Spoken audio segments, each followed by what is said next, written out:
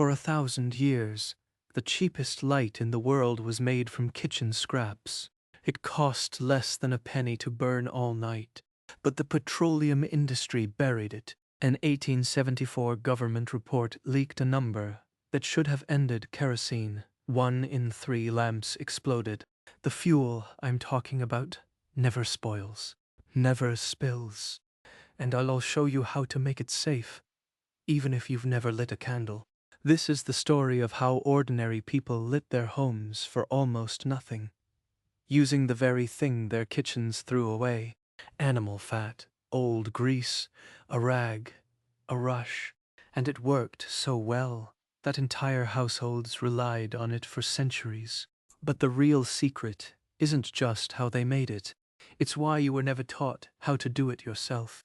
It begins in a world lit only by fire. For thousands of years, when the sun went down, the only light inside a home came from the hearth and from the heart of animals. Tallow, rendered from beef or mutton scraps, was the fuel of the poor. It cost almost nothing because it was a waste product. But there was a catch. To make a candle that burned clean, you had to boil the fat, skim it, clarify it, and pour it into molds around a twisted wick. And even then it stank, it smoked, it dripped, and the light was so dim that a single candle was barely enough to read by.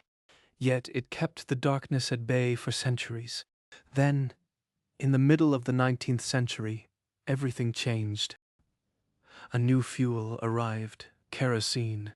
It was cheap, it burned bright, and it was sold by the barrel. The oil industry promised a light that would never gutter or smoke, and for a while it worked. But then came the explosions. In 1874, the government itself published a report that sent a chill through every household. It said that 1 in every 3 kerosene lamps sold in the United States was likely to explode during normal use. Not because they were mishandled, because the fuel itself was unstable.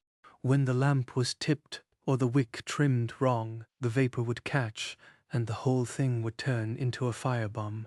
Newspapers filled with stories of women engulfed in flames, children burned, entire homes lost in minutes. But by then, it was too late. The oil industry already had its hooks in, and the old craft of rendering light from kitchen scraps was being forgotten. Deliberately, the same companies that sold you the lamp sold you the only fuel that could work in it. And the older, safer fuel cost nothing, because you could make it yourself. That was the secret that had to be buried. And for 100 years it was, until you scrape away the rust and the myth, and you find a lamp that burns all night for less than a penny, never spills, never spoils, and requires no factory, no patent, no supply chain. Just a bowl, a wick, and something you already have in your kitchen. And I'm going to show you exactly how to build it. The most common light source, for 1,000 years, was made from a material every household already had: animal fat. When a cow or a sheep was butchered, the hard white fat around the kidneys was set aside. That fat, called suet, was the raw material for tallow, and the process was not as simple as just melting it and pouring it into a mold. The fat had to be rendered. A chandler would boil it slowly in water, and as it cooked, the impurities would rise to the surface as a scum. Skim that off, and you were left with a clean, hard fat that burned slowly and steadily. An average bullock yielded enough suet to make over 300 candles. That is an entire year's light from a single animal at almost no cost, because you were using the part nobody wanted to eat. But here is the thing: nobody tells you about tallow. It stank. Historian Lucy Worsley described the smell as a dreadful meaty stink, and the color was a horrible brown. The wicks had to be trimmed every few minutes, or the candle would smoke and gutter. A single tallow candle produced a dim flicker, barely enough to read by unless you held the page inches from the flame. Yet for centuries, this was the only light the poor could afford.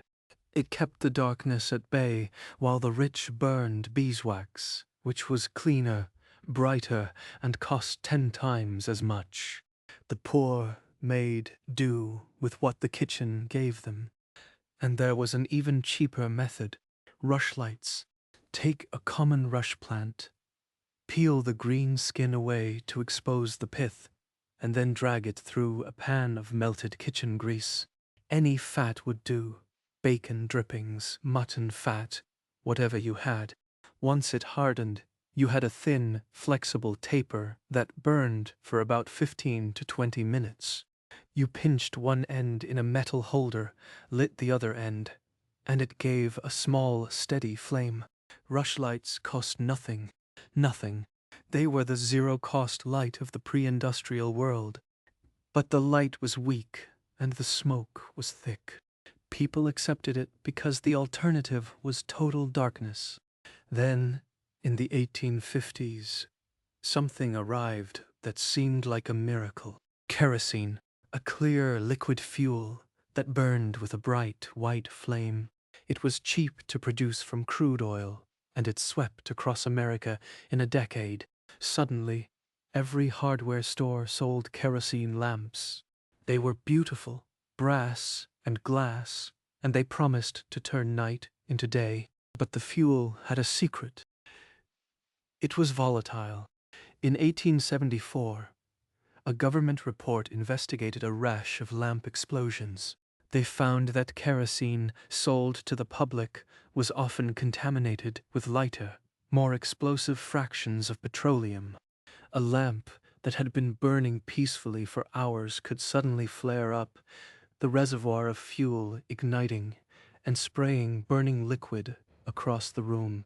The report concluded that 1 in 3 lamps on the market was unsafe. Women in long dresses were especially vulnerable. The fabric would catch, and within seconds they were on fire. Newspapers called them kerosene tragedies. And yet, within a generation, the old tallow candle and the humble rushlight had all but disappeared. Why? Because you could not patent a kitchen scrap. There was no profit in teaching people to render their own fat. The oil industry had created a bright, convenient product, and it sold replacement fuel. Every lamp you bought locked you into a lifetime of purchasing kerosene. The tallow candle gave you independence, but the kerosene lamp gave you a bill. And the industry made sure that the old knowledge was framed as backwards, primitive, and dangerous. They never mentioned that their own fuel was causing more deaths in a year than tallow had caused in a century. But the real secret to lighting a home for pennies is not just the fuel. It is something far simpler and far more dangerous if you get it wrong. And it was the one thing that the chandlers of the Middle Ages understood better than any modern chemist: the wick, because even a perfect fuel turns deadly if the wick is wrong, and that is what I am going to show you next. The wick is where the fire meets the fuel, and if that junction is wrong, the entire lamp becomes a bomb. In the Middle Ages, chandlers knew this instinctively. A wick made from twisted linen or rush pith must draw fuel at exactly the right rate. Too fast, and the flame burns unevenly, smoking and flaring. Too slow, and the flame starves, guttering out. But the real danger was carbon buildup. An untrimmed wick glows orange and begins to carbonize. That glowing ember can ignite the vapor above the fuel reservoir. In a kerosene lamp, that meant an explosion. In a tallow lamp, it meant a sudden flash of fire that could catch a sleeve or a curtain before you could react. The solution was deceptively simple: a flat, braided cotton wick that curls into the flame as it burns, consuming itself. It trims as it goes. That single innovation, perfected in the 1800s, made oil lamps far safer than their ancestors. But even then, the fuel itself remained the wild card, and the safest fuel ever used for indoor lighting was the one that bore the brunt of a smear campaign that lasted a century. Before kerosene, people burned vegetable oils, olive oil, whale oil, and rendered animal fats.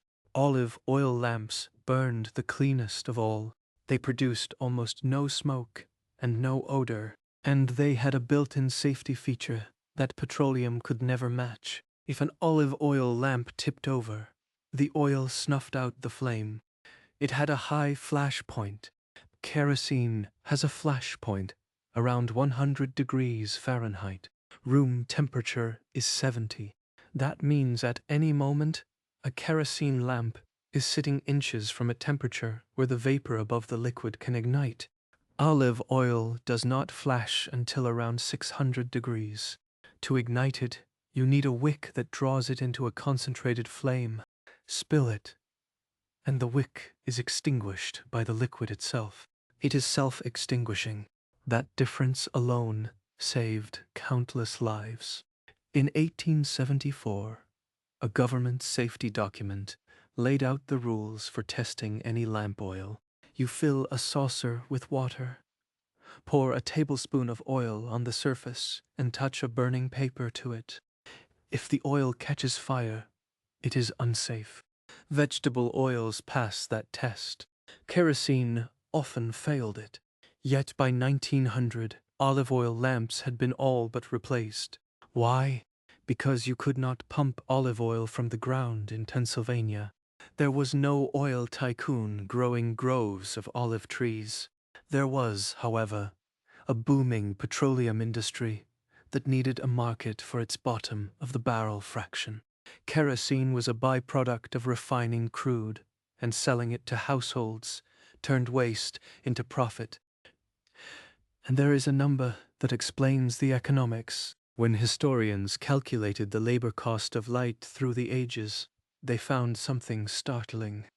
Around 1800, a worker needed 50 hours of labor to produce the same amount of light that a single 100-watt bulb gives you in 1 hour. 50 hours of work for 1 hour of electric bright light.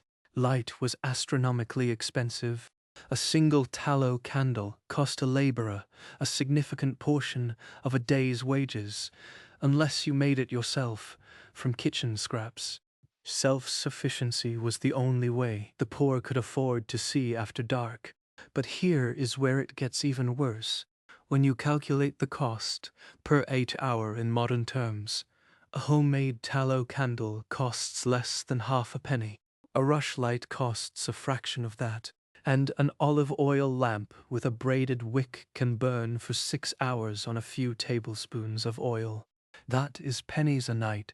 This is the knowledge that was never taught, and the safety rules that accompanied it were erased from public memory. I am going to rebuild the lamp that was too cheap to sell and too safe to market. But first, I have to show you the one test that the oil industry never wanted you to perform. It takes 30 seconds, and it will tell you instantly whether the lamp in your emergency kit is a light or a hand grenade. The test is so simple, you can do it with a saucer and a match. Pour a thin layer of water into the saucer. Then add a single tablespoon of the oil you want to test right on top. Touch a lit match or a piece of burning paper to the oil's edge. If the oil itself catches fire, even after you pull the flame away, it is unsafe. That means vapors are already coming off the liquid at room temperature, and a spill near any ember will ignite. Kerosene fails this test routinely. Olive oil does not. Vegetable shortening does not. Rendered tallow does not. They just sit there, warm and liquid, refusing to burn until you give them a wick to concentrate the heat. Now, let's build the lamp they never wanted you to own. Take a small glass jar, the kind you use for canning, a pint or a half-pint. You need a piece of metal wire, copper or steel about 6 inches long. Bend one end into a small hook and shape the rest into a flat coil that can rest on the bottom of the jar. This is your wick holder. For the wick, cut a strip of 100% cotton fabric, half an inch wide and 3 inches long. Twist it into a tight cord. Feed one end into the hook so it stands about a 1/4 inch above the jar. Fill the jar with olive oil or any cooking oil you have, leaving half an inch at the top. Wait 5 minutes for the wick to soak completely, then light it. What you've just built is an oil lamp that has been burning in Mediterranean homes for 2,000 years. It costs nothing to make, and the light is warm, golden, and completely silent. A single cup of oil will burn for 40 hours. That's less than 1 cent per hour at today's prices.